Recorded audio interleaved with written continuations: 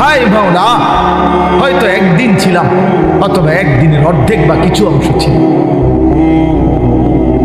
60 বছরের দুনিয়া তার কাছে একদিনও মনে হবে। হাদিসের মধ্যে আছে, বিশ্বাস করেন বাপ, আমি নিজে পড়ছি, পড়াইছি। আল্লাহ নবী সাল্লাল্লাহু আলাইহি সাল্লাম বলছেন, কোন নাফরমান যে মৃত্যু পর্যন্ত দুনিয়াতে কোনোদিন 1 মিনিটের জন্য দুঃখ দেখে নাই, সুখের সাগরে ছিল, কোনোদিন দুঃখ পায় নাই এমন অথচ নাফরমান পাপী, আল্লাহ তাআলা ফেরেশতাকে বলবে, আমার এই নাফরমান বান্দাকে জাহান্নামের বাহিরটা একটু হাঁটাইয়া আর জাহান্নামের একটা দরজার সামনে একটু দাঁড় করাইও, 1 মিনিট পর্যন্ত খাড় করাইবা, ভিতরে না, দরজার সামনের থেকে নিয়ে আসবা।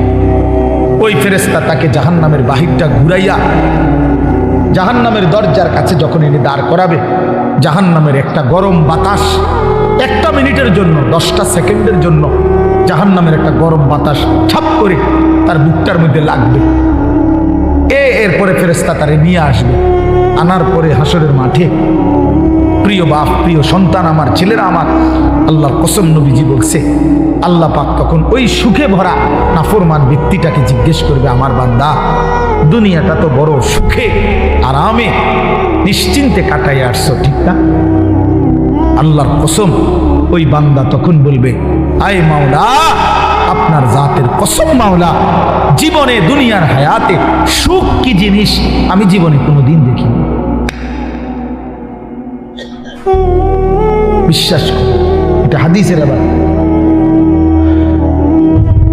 আমি ব্যক্তিগতভাবে খামখেয়ালি কথা কম বলি, এটা হাদিস।